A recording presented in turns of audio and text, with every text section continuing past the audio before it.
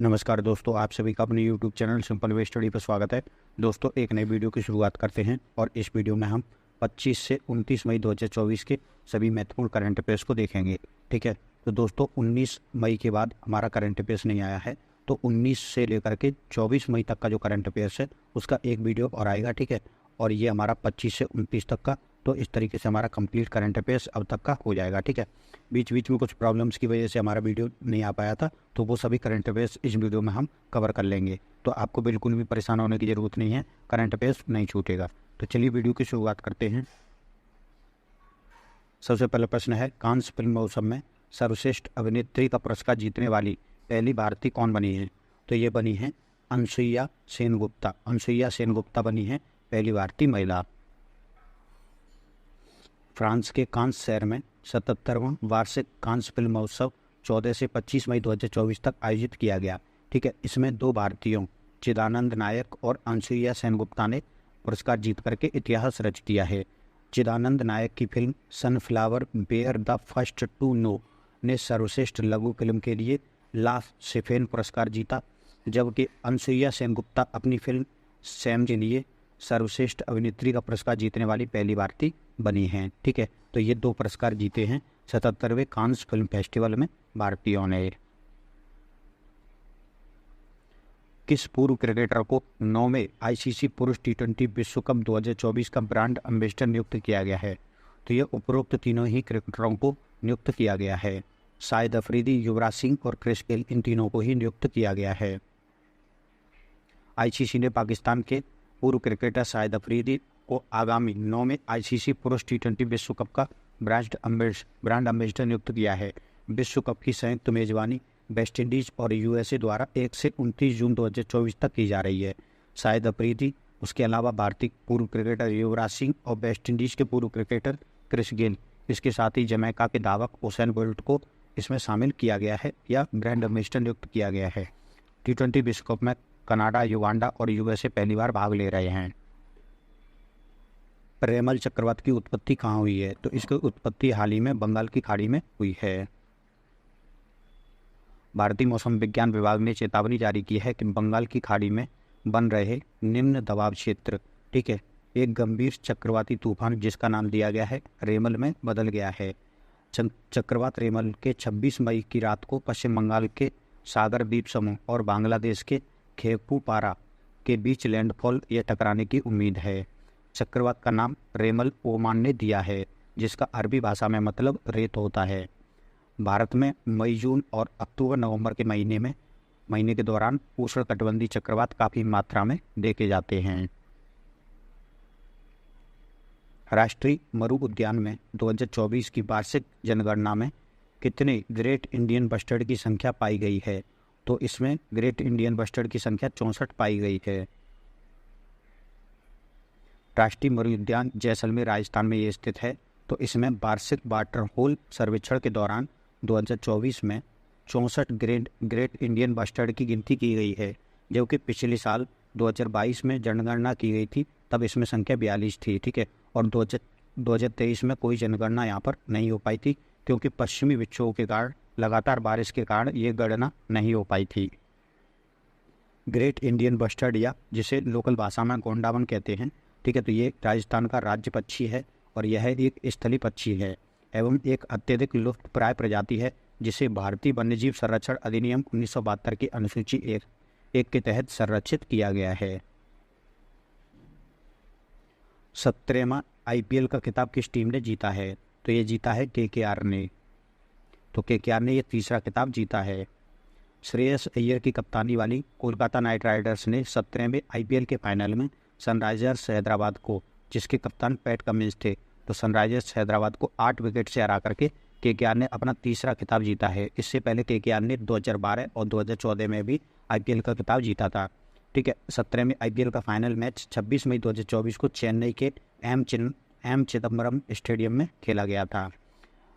Man of the match कौन रहे हैं? तो फाइनल में man of the match Mitchell Starc रहे हैं। ठीक है, जिन्हें आईपीएल के इतिहास में सबसे महंगे खिलाड़ी थे। इन्हें 24.75 करोड़ में केकेआर ने खरीदा था।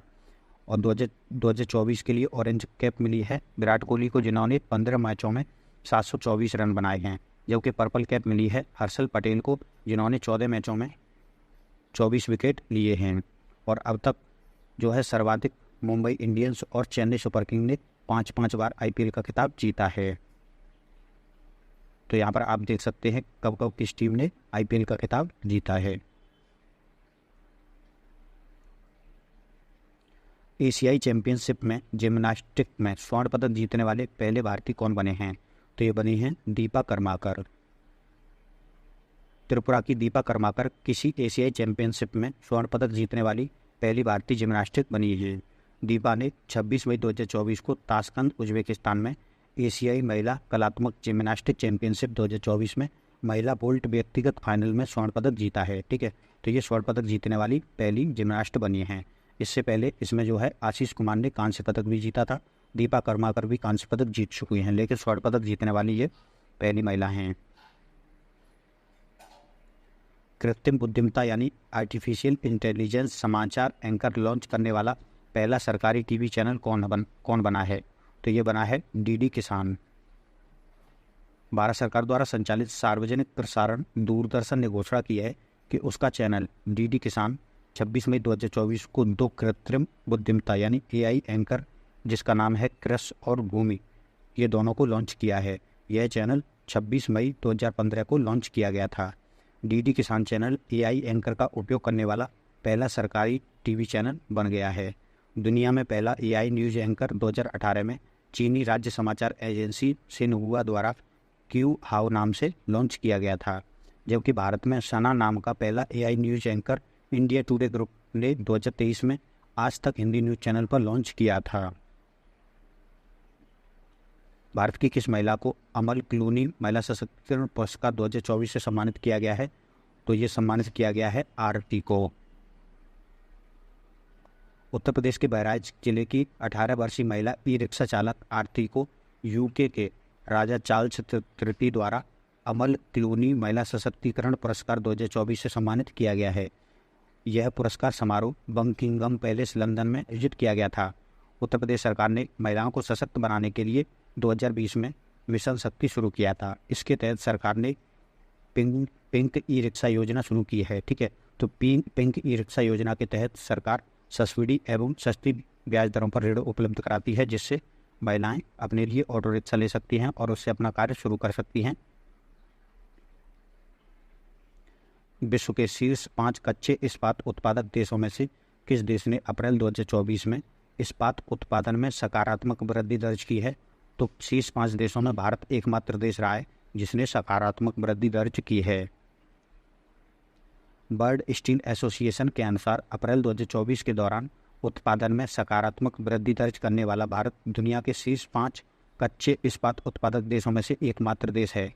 भारत ने अप्रैल 2023 की तुलना में 2024 में 3.9% की वृद्धि दर्ज की है। अप्रैल 2024 में दुनिया का कच्चे स्टील का उत्पादन 155.7 मिलियन टन था, जो अप्रैल 2023 की तुलना में 5.0% कम रहा है, यानी 5% कम रहा है। दुनिया के शीर्ष 5 कच्चे इस्पात उत्पादक देश कौन से हैं? तो इसमें पहले स्थान पर है चीन, जिसने 85.9 मिलियन टन इस्पात का उत्पादन किया है, लेकिन इसके इस्पात उत्पादन में 7.2% की कमी देखने को मिली है। जबकि भारत का जो इस्पात उत्पादन है वो 12.1 मिलियन टन रहा है, जिसमें 3.9% की वृद्धि देखने को मिली है। जबकि जापान इसमें तीसरे स्थान पर है और USA चौथे स्थान पर है और रूस 5वें स्थान पर रहा है। BWF मलेशिया मास्टर्स 2024 का पुरुष एकल का खिताब किसने जीता है? पुरुष एकल का खिताब जीता है B एक्सेलसन ने। भारत की 2 बार की ओलंपिक पदक विजेता PV सिंधु को BWF मलेशिया मास्टर्स 2024 के फाइनल में चीन की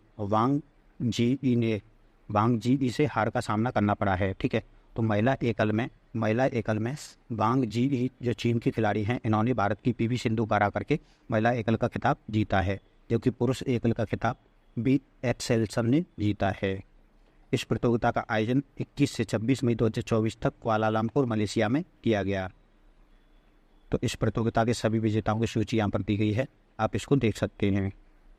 अगला प्रश्न है, भारत सरकार ने किस सेना प्रमुख का कार्यकाल 1 माह के लिए बढ़ा दिया है? तो भारत सरकार ने जनरल मनोज पांडे का कार्यकाल 1 माह के लिए बढ़ा दिया है। प्रधानमंत्री नरेंद्र मोदी जी की अध्यक्षता वाली भारत सरकार की कैबिनेट की नियुक्ति समिति ने वर्तमान थल सेना प्रमुख जनरल मनोज पांडे के कार्यकाल को 1 महीने के लिए बढ़ाने की मंजूरी दे दी है। जनरल मनोज पांडे 31 मई 2024 को सेवानिवृत्त होने वाले थे, तो और अब इनका कार्यकाल 30 जून 2024 तक के लिए बढ़ा दिया गया है। यह दूसरी बार है जब सरकार ने किसी सेना प्रमुख को अंतिम समय में सेवा विस्तार दिया है। इससे पहले 11 अप्रैल 1974 को इंदिरा गांधी सरकार ने जनरल जी बैबूर को 1 साल का सेवा विस्तार दिया था। सरकार ने सेना नियम 1954 के तहत नियम 16 के सब क्लॉज 4 के तहत जनरल मनोज पांडे के कार्यकाल को बढ़ाने का फैसला किया है। यह नियम सेवाओं की आवश्यकताओं के आधार पर अधिकारियों को बनाए रखने से संबंधित है। अगला प्रश्न है, सरकार ने DRDO के अध्यक्ष के रूप में डॉक्टर समीर बी कामत का कार्यकाल कितने समय के लिए बढ़ा दिया है? तो सरकार ने इनका कार्यकाल 1 वर्ष के लिए बढ़ा दिया है। प्रधानमंत्री की अध्यक्षता वाली केंद्रीय कैबिनेट की नियुक्ति समिति ने DRDO के अध्यक्ष डॉक्टर समीर बी कामत के लिए 1 वर्ष का सेवा विस्तार को मंजूरी दी है। डॉक्टर समीर बी कामत 31 मई 2024 को सेवानिवृत्त होने वाले थे। अब इनका कार्यकाल 31 मई 2025 तक के लिए बढ़ा दिया गया है। अगला प्रश्न है, लिथुआनिया के नए राष्ट्रपति कौन बने हैं? तो ये बने हैं गितानास नौसेदा। राष्ट्रपति गितानास नौसेदा को बाल्टिक देश लिथुआनिया का फिर से राष्ट्रपति चुना गया है। 26 मई 2024 को हुए राष्ट्रपति चुनाव में सत्तारूढ़ केंद्र दक्षिणपंथी होमलैंड यूनियन पार्टी के निवर्तमान प्रधानमंत्री इंग्रिंडा सिमोनीटे को हरा करके उन्होंने राष्ट्रपति चुनाव जीता है। बाल्टिक देशों की बात करें तो इसमें 3 देश शामिल हैं, एस्टोनिया, लातविया और लिथुआनिया। लिथुआनिया इन तीनों में सबसे बड़ा देश है। लिथुआनिया की राजधानी है विनियस और मुद्रा है यूरो। भारत सरकार के किस विभाग ने संचार साथी पहल शुरू की है? तो ये दूरसंचार मंत्रालय ने संचार साथी पहल शुरू की है। दूरसंचार विभाग यानी DOT ने गृह मंत्रालय के सहयोग से संचार साथी इनिशिएटिव के जरिए नागरिकों को संभावित SMS स्कैम से बचाने के लिए 8 एंटिटीज़ के खिलाफ कार्रवाई करने का निर्णय लिया है या इनको बैन कर दिया है। DOT ने टेली मार्केटिंग के उद्देश्य के लिए उपसर्ग के रूप में 180 और 140 नंबर आवंटित किए हैं। 10 अंकों का जो नंबर होता है वो आमतौर पर उपभोक्ताओं के उपयोग के लिए यूज किया जाता है, ठीक है। तो जो 10 अंकों वाला नंबर होता है उसे टेली मार्केटिंग के उद्देश्यों के लिए उपयोग की अनुमति नहीं दी गई है। तो इससे पहचान की जा सकती है कि कौन सा जो मैसेज है वो फ्रॉड है। संचार साथी पहल के तहत मोबाइल ग्राहकों को सशक्त बनाने और उनकी सुरक्षा को मजबूत करने के लिए 16 मई 2023 को नई दिल्ली में केंद्रीय संचार मंत्री अश्विनी वैष्णव द्वारा संचार साथी पहल की शुरुआत की गई थी। संचार साथी का रिपोर्ट सस्पेक्टेड फ्रॉड कम्युनिकेशंस, जिसे शॉर्ट में चचू कहा जा रहा है, तो चचू मॉडल नागरिकों को SMS या व्हाट्सएप के माध्यम से प्राप्त संदिग्ध कॉल या संदेशों को रिपोर्ट करने की सुविधा प्रदान करता है, ठीक है। तो जो चचू मॉड्यूल है वो संचार साथी पहल के तहत ही लॉन्च किया गया है। अब हम अन्य महत्वपूर्ण खबरों में देख लेते हैं। तो इसमें पहली खबर है, केंद्रीय विद्युत प्राधिकरण द्वारा जारी आंकड़ों के अनुसार 2023-24 में राज्य ट्रांसमिशन कंपनी द्वारा ट्रांसमिशन लाइन जोड़ने के मामले में उत्तर प्रदेश पहले, गुजरात दूसरे, तमिलनाडु तीसरे और आंध्र प्रदेश चौथे स्थान पर रहा है। तो इसमें उत्तर प्रदेश पहले स्थान पर रहा है। भारत सरकार के स्वामित्व वाली गेल इंडिया लिमिटेड का पहला हरित हाइड्रोजन संयंत्र मध्य प्रदेश के विजयपुर शहर में चालू हुआ है। तो दोस्तों ये थे हमारे 25 से 29 मई 2024 के सभी महत्वपूर्ण करंट अफेयर्स। इस वीडियो में फिलहाल इतना ही। अगर आपको वीडियो पसंद आया है तो वीडियो को लाइक कर दीजिए, चैनल को सब्सक्राइब कर लीजिए, अब अपने दोस्तों तक भी शेयर कर दीजिए। धन्यवाद।